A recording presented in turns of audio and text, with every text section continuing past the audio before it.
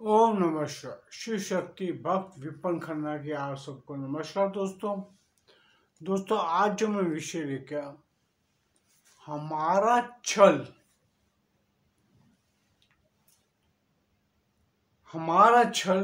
हमें ही छल लेता है।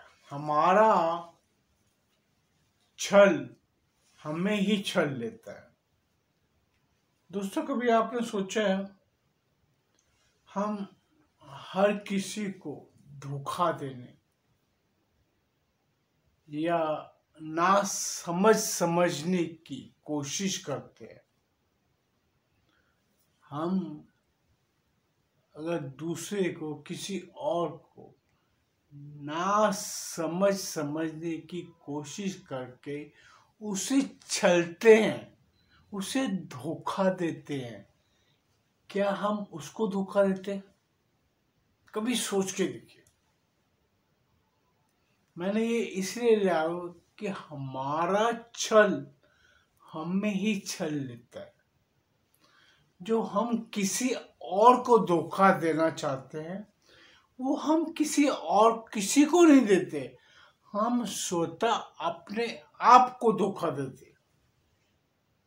अगर आपको मेरी ये बात समझ ना आए तो कभी अपने आप पे तजुर्बा किया होगा आपने, या आपने किसी को छला होगा, या आपने किसी को धोखा दिया होगा, तो आप उस लम्हे का, उस वक्तव्य का, उस समय का विश्लेषण करके देखिए। आप खुद करें, मैं किसी और से नहीं करने को कहता आपको। आप खुद उस कार्य के टाइम के वक्त को एक छोटा सा विवरण अपने दिमाग में लाइए कि मैंने क्या क्या किया है। उस विवरण का विस्तार में अपने आप को सोचिए तो आपको उसकी सही हकीकत समझ आएगी। ये दोस्तों एक ऐसा कथन है कि जो शायद आप कभी गौर भी ना करें, कोई भी नहीं करता। मैं किसी और को कह रहा हूँ, कई बार बचपन में मैं खुद भी नहीं करता था, लेकिन मैंने बाद में उस चीज़ को सोचा क्योंकि मुझे बचपन में उसके ऊपर प्रसाद मिला था। अब आप सोचेंगे कि वो प्रसाद क्या था। अब मैं आपको कहानी सुनाता हूँ। ये 1972-73 की बात है, जब मैं सिर्फ 10 साल का। मेरी बहनें मेरे पिताजी के कपड़े जब धोने के लिए डालते थे तो उसमें से कुछ जो 5-10 रुपये, 2 रुपये, 3 रुपये जो मिलते थे वो उठा के रख लेते थे। और जब रात को पापा आते थे ऑफिस से तो आके कहते, पापा आपकी जेब से ये निकला 5 रुपये, 2 रुपये, 3 रुपये। उस टाइम पे 1 रुपये की बहुत वैल्यू थी, बहुत उसकी चलती। हमें स्कूल जाने के लिए 25 पैसे मिलते थे, ओनली 25 पैसा, जिससे कम से कम नहीं 12 किलोमीटर में जाता था। 5 पैसा बस की टिकट थी, BST की हाफ टिकट 5 पैसे की, और 5 पैसा आना, 5 पैसा जाना, टोटल 10 पैसा आना, 10 पैसा जाना लगता था। और 5 पैसे की हमको रिसेक्स के अंदर खाने के लिए मिलते थे। उसके बाद 8 आने हुए तो उस टाइम पे 1-2 रुपये की बहुत वैल्यू थी। तो मैं अपनी बहनों को देखता था, बड़ी बहन, छोटी बहन, दोनों को कभी 5 रुपये, कभी 2 रुपये, कभी 8 आने, 1 रुपये, सबको मिल जाता। मैं बोलता यार ये लोग क्या करते। तो एक दिन मेरा बचपन का एक ख्याल होता है, एक सोच होती है, तो मैंने पापा की जेब में से 2 के 5 रुपये निकाल लिए। मैंने बोला पापा के पैसे रह गए थे। तो मेरे पिताजी तो फिर पिताजी थे ना, तो कहते हैं बेटा तूने बहुत बड़ी गलती कर दी। और उसके लिए मुझे प्रसाद क्या मिला पता? एक चाटा, और वो भी इतना करारा मिला था कि मुझे आज तक याद है। आज एक बात को हो गया 52 से 53 साल, मैं अपने उस कारस्तानियों को, उस छल को आज तक नहीं भूला। और इसी थप्पड़ ने मुझे इंसान बना दिया। उसके बाद मैंने कभी जीवन काल में अपनी माता के पल्लू, माता के पर्स, पिता की जेब हो या किसी भी इंसान का कुछ सामान पर मैं हाथ नहीं लगाता। उस काम ने, उस मेरे छल ने मुझे छलिया बनने से बचा ली। वो मेरे पिताजी के चांटे में, मुझे आज तक याद। इंसान खुद को छलता है। इंसान किसी को धोखा नहीं देता। हर एक इंसान समझता है कि सामने वाला मुझे छल रहा है, धोखा दे रहा है। मैं दोस्तों इसीलिए ऐसे ऐसे बातें चुन के लाता हूँ, क्योंकि एक हमारे जीवन काल में साधारणतः सबके साथ होती है। एक बाल अवस्था ऐसी है जिसमें हम अपना ज्ञान का निर्माण करते हैं। हम स्कूल जाते हैं, स्कूल के वक्त भी किसी की पेंसिल, किसी का रबड़ गलती से आ जाए तो बात अलग है। अगर आप उठा लोगे तो आप उसको छलने की जगह पे वो चोरी भी कहलाती है। छलना होता है धोखा देना। लेकिन ऐसे ऐसे छोटे छोटे कार्रवाई हम बाल अवस्था में हर कोई कहते हैं। सब कई बार एक मिसाल देते हैं माखन चोर कृष्ण कन्हैया की, कि वो भी तो माखन चुराते हैं, हमने ले लिया तो क्या हुआ। दोस्तों उनका माखन चोरी करना, उनका छलिया बनना, उनका दुनिया को छलना, वो सिर्फ बाल गोपालों के लिए था। क्योंकि कंस ने वहां पे नियम बनाया था कि कोई भी ग्वाला जितना भी दूध निकलेगा वो सारा का सारा दूध मथुरा लेके आएगा। उसके अंदर जो बाल गोपाल थे उन्हें ना माखन मिलता था, ना दूध पीने को मिलता था। दूध तो फिर पी लेते थे, माखन हुआ क्योंकि उनके सिपाही घूमते रहते थे कि कोई बालक मक्खन ना खा जाए, ये ना कर ले। तो माँ बाप कंस की सेना की तरफ से दंड भोगने की जगह पे अपने बाल गोपालों को माखन नहीं खिलाते थे। उन बाल गोपालों की माखन की चाहत को भगवान श्री कृष्ण जानते थे। तो उन्होंने दूसरों का कर्मों के लिए, अपने बाल गोपालों के लिए, मित्रों के लिए वो माखन खुद चोरी करने जाते थे। और वो माखन चुरा के दोष अपने पे लेते थे और सभी माखन बालकों में बांट देते थे। हम में से कितने इंसान ये कार्य कर सकते हैं, मुझे बताओ। एक बाल अवस्था के अंदर उनके अंदर इतना ज्ञान था, तभी उन्हें भगवान कहा गया, तभी उन्हें भगवान माना गया। उन्होंने बाल अवस्था में बहुत से अच्छे अच्छे कार्य किए। आप कभी सोच के देखिए, कभी हम कृष्ण लीलाएं देखते हैं, उनकी बाल अवस्था में उन्होंने अगर किसी को छला है, किसी को वो किया है, माखन चुराया है, किसी को तो कुछ किया है, तो वो सिर्फ अपने बाल सखाओं के लिए करते थे। क्यों? बाल सखाओं को माखन खाने नहीं मिलता था और बेचारे अपने मुख पे माखन लगा के बैठ जाते थे कि हाँ मैंने माखन चाहिए, क्योंकि वो गोकुल के मुखिया के पुत्र थे। दोस्तों कभी सोच के देखो, क्या कभी आपने किसी को छलने के टाइम पे किसी और के लिए छला, किसी के लिए किए? नहीं, हम अपने लिए करते। मैं इसीलिए कह रहा हूं कि हम किसी और को छलते हैं तो वो छलते नहीं है, हम अपने आप को धोखा देते। हम एक ऐसे नए पायदान पे खड़े हो जाते हैं जहां के आके हम छलने की जगह पे फिर धोखा देना शुरू करते बकायदा। कभी किसी के पैसे खा के, कभी किसी का कुछ लेके, कभी किसी का कुछ सामान लेके। ये अवस्था हमारी स्कूल से शुरू हो जाती है। कभी किसी की पेंसिल, बच्चे की 5 रुपये कंपास बॉक्स में से कुछ ले लिया, ये ले लिया।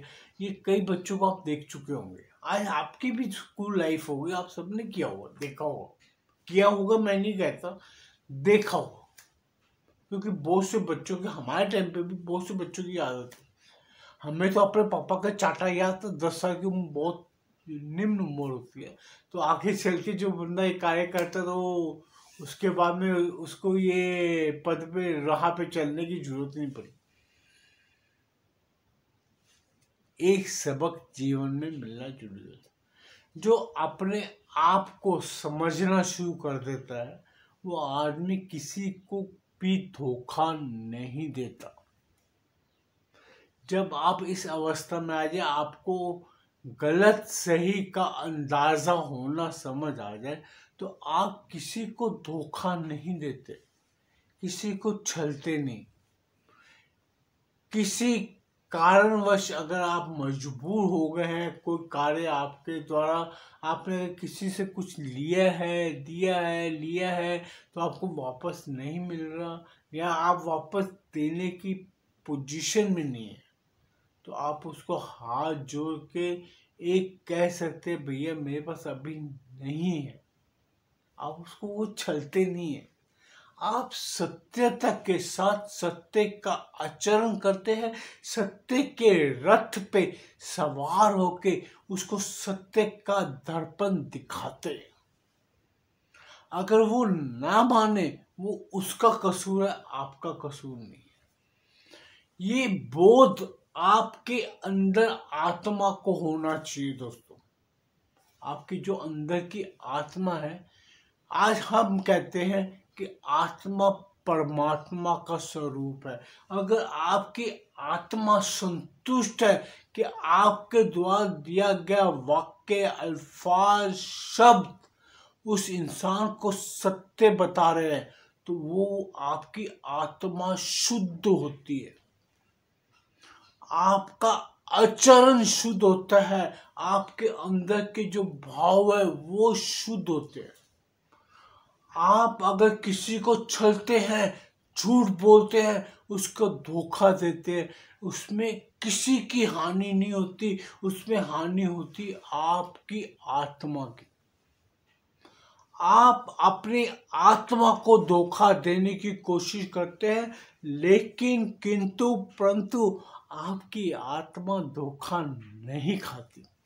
क्योंकि अगर वो आत्मा आपकी परमात्मा स्वरूप है, तो परमात्मा कहाँ से धोखा खाएगा? मुझे ये चीज को समझाओ। मैं ये चीज दोस्तों जो बता रहा हूँ, एक गंभीर हमारे अंदर की जो समस्याएं होती हैं, जिसे हम आंखें बंद कर लेते हैं, जिसे आंखें बंद, दिमाग बंद करके बैठ के उसके ऊपर विस्तार में सोचते नहीं। कभी आप, मैं तभी आपको बोल रहा हूं, आप सोच के देखिए, हमारा छल किसी और को नहीं, हमें खुद को छलता है। अगर मेरी ये बात को आपको समझ पड़े तो बहुत अच्छा। ये आपके, अगर मैं एक नौजवानों को, जो यंग बच्चे हैं, मैं उनको भी ये चीज समझाना चाहूंगा कि आप किसी और को धोखा नहीं। आप अपने माता पिता से कोई बात छुपाते हैं, उनको छलते हैं, उन्हें गलत कह के पैसे लेते हैं कि भाई मुझे वो करना है, वे करना है, कुछ नहीं करते, आप ऐश मौज करते हैं। आप किसी और को नहीं छलते, आप अपने आप को धोखा देते हैं। क्योंकि ये एक आदत ऐसी बन जाती है जो विस्तार होता रहता है, वो फिर आस्ते आस्ते परिवर्तित होता है कि आप बड़े बड़े धोखे देना शुरू करते हैं।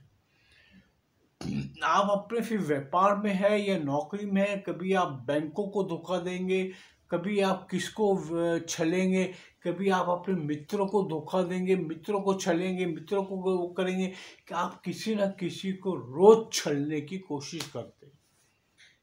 ये दोस्तों बहुत आपकी एक जीवन काल के अंदर एक नींव का काम करती है। हम स्वतः को धोखा देते हैं, हम स्वतः को छलते हैं।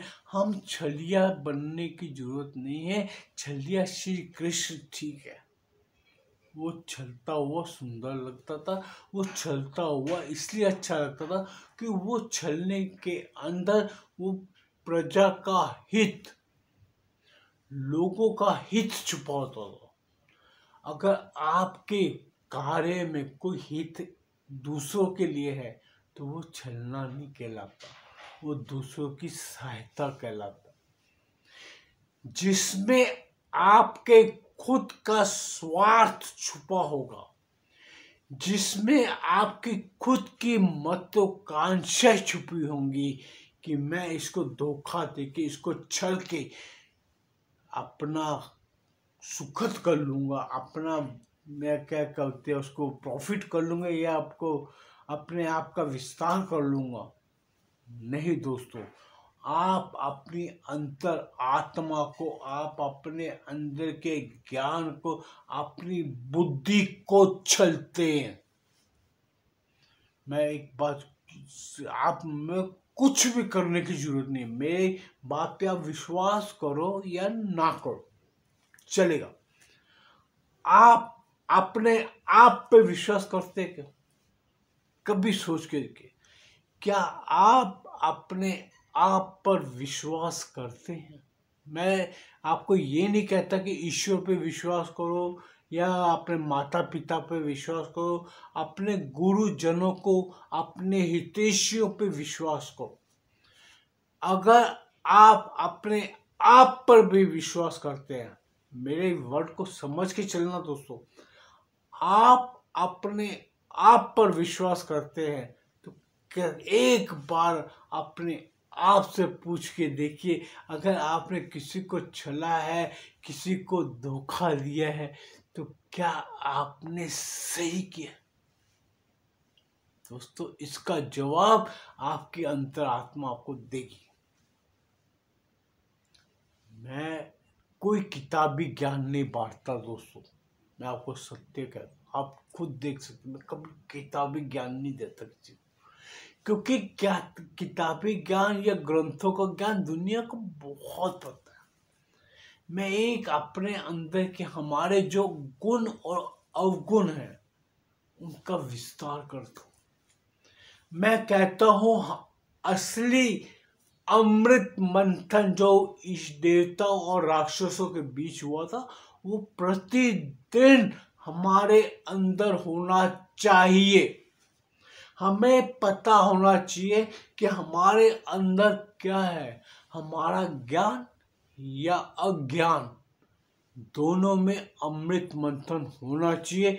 अगर अमृत निकलता है तो कृपया उसको ग्रहण करिए, अपनी बुद्धि, अपना ज्ञान, अपने मन को अमृतमय बनाएं।